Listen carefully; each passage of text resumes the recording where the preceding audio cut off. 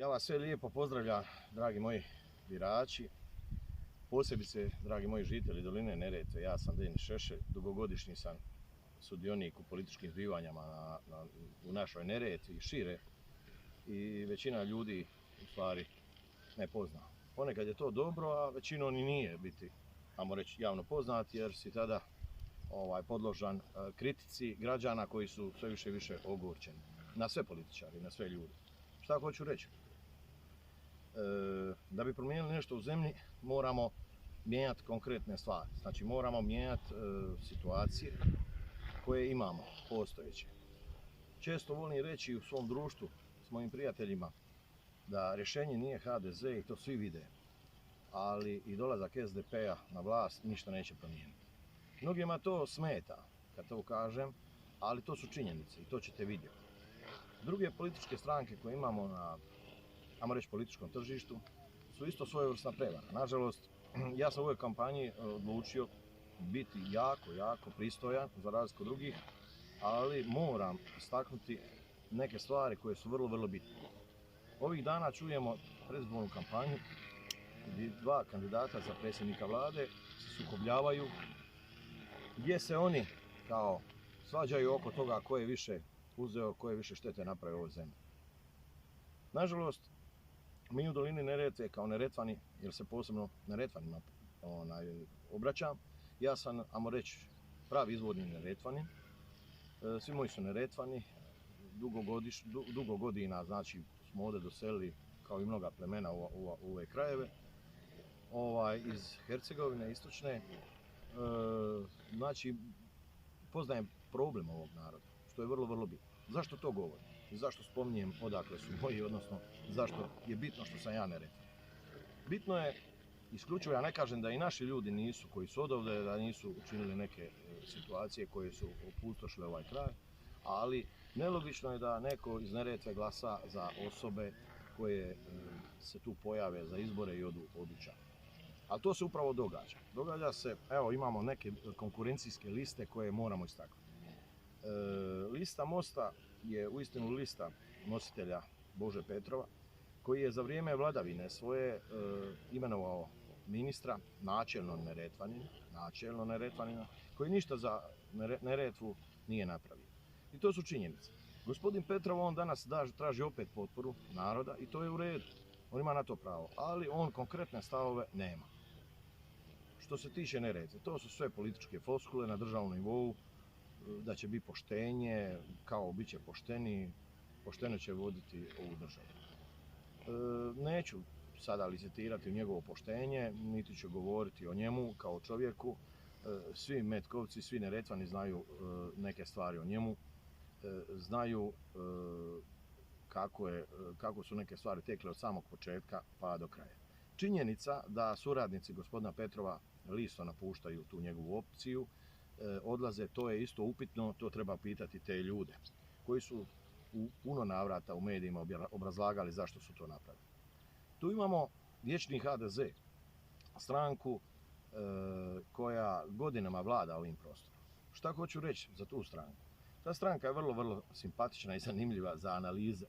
Mnogi je pljuvaju, ali mnogi bi bili kao HDZ-ovci kad bi im moglo to zapasti.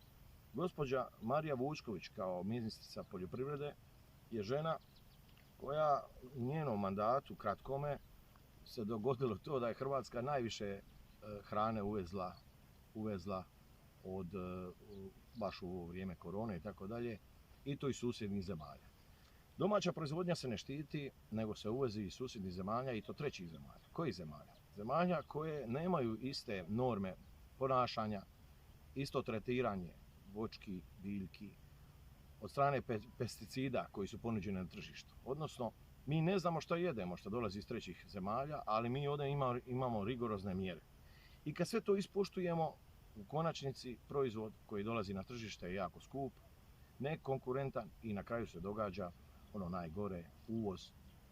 Toliko je uvoz ojačao u našem kraju da proizvođači, i to najsnažniji proizvođači, praktički uvoze robu jer je isplatljivije uvoziti i preprodavati kao neretvansku lubenicu i govoriti da je to naša lubenica iz trećih zemalja nego proizvoditi u samoj Neretvi. Sve to u redu da ljudi pokušavaju naći modele kako zaraditi novac, ali pravna država u tom dijelu jednostavno ne djeluje. I ne zaštićuje se mali poljoprivrednik. Gospođa Vučković je 9. na listi. To je nešto loše. Zašto je to loše? Neretva nikad nije bila poniženija.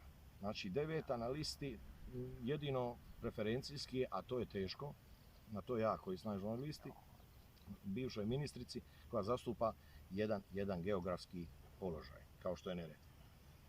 Imamo listu SDP-a, tu je gospodin Krešo Kuran. Naravno, Krešo Kuran će dati sada u medije, jer može, jer to je snažna politička opcija, obećanja, kao i njegov šef Bero, o svemu i svačemu. Smiješe im se pobjeda na izborima iz čista mira i zbog nesposobnosti korumpirane HDZ-ove vlasti. Razjedinjena desnica će dovesti našega Beru i našega Krešimira Kurana, kojega izrazito osobno cijenim, ali ovo je politika i moramo istini pogledati u oči. Da je poštenja i pravde njegov ministar njegove stranke Jakovina bi isto gulio krumpire kao i gospodin Čobanković. Ali u ovoj zemlji nema pravde ni poštenja. Šta hoću reći? Tragikomično je da gospodin sada obećava da govori neke stvari za koje se zalažu, dugo godina su se zalagale političke stranke, ajmo reći afirmativne, ispred kojih sam ja kandidat. Ja sam nezavisni kandidat ispred platforme Dosta pljačke, u kojoj je 5-6 stranaka, nećete vjerovati, ne zna ih ni nabrojiti, ali nije bitno, bitan je program koji je javan i kojega ja podupirem. Znači, te stranke su godinama se zalagale za neke stvari koje sada SDP, gospodina Kreše Kurana, ističe u kampanji. Ja mu ne vjerujem. I to baca loše svjetlo na tu političku opciju, jer ne možemo vjerovati nekome ko dolazi na tron države, koji se bavi floskulama tipa ukidanja ratnih oznaka, ratnih postrojbi. To je sramotno, posebno od ljudi koji nisu bili u Domovinskom ratu. To je čak i ponižavajuće prema hrvatskom borcu. I drugo, ljudima koji bi zabranjivali pozdrave, šta to mijenja interes našeg naroda, interes, ajmo reći, i budućnost ovog našeg naroda koji iseljava. Neretva je bila useljenička prije, za vrijeme naših djedova. Ona je ovdje primala ljude sa strane, iz Krša, iz Hercegovine. Osvaklen su ljudi dolazili živjeti i zarađivati u Neretvi. Danas je Neretva iseljenička. To je žalosno. Makar smo mi još standardno jači od mnogih krajeva u Hrvatskoj, ali i mi osjećamo krizu upravo zbog loše politike. Dobre politike koje će zaštićivati seljaka, koje će stati uz seljaka, će vratiti nadu ovom narodu.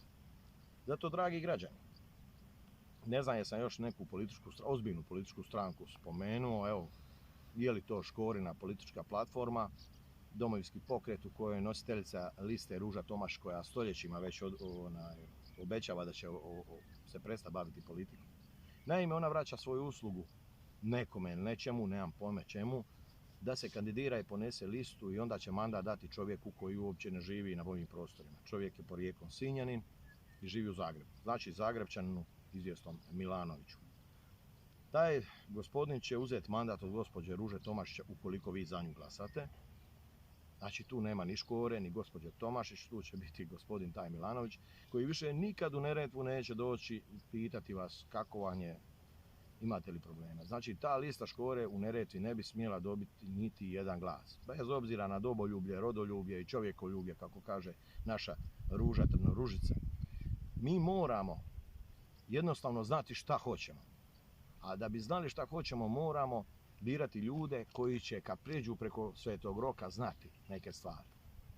Kad se vrate kući, da donesu, kao što kažu neki naši konkurenti, da se vrate sa projektima, da se vrate sa darovima, odnosno sa zasluženim darovima našem narodu, da vrate dio iz proračuna u razvoj doline Neretve.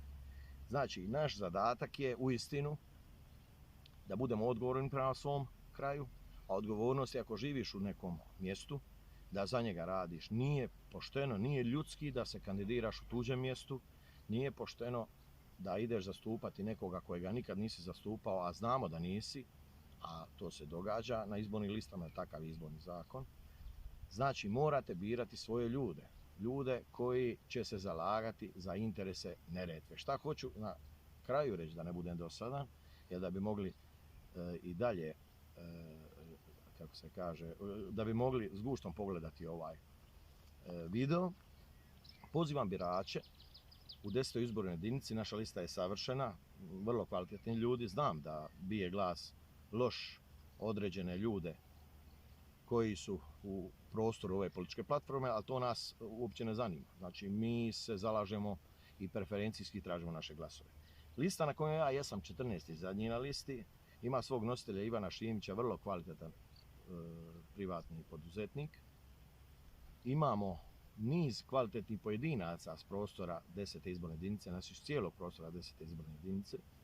Vrlo kvalitetni ljudi. Ukoliko se vama ja ne dopada, možda radi ideološkog pogleda, možda radi nekog drugog, možda vam nešto drugo nije pasalo, ja bih želio da glasate za ovu listu bez obzira, da nas podržite. Ukoliko vam se ja dopadnem i mene izaberete u Hrvatski sabor, ja vam obećavam da ću sigurno se vratiti tu, pitati šta treba i u Zagrebu izložiti šta je ovom narodu potrebno. Za druge vam ne garantiram. Hvala vam na slušanju, na gledanju i podržite nas u nedjelju.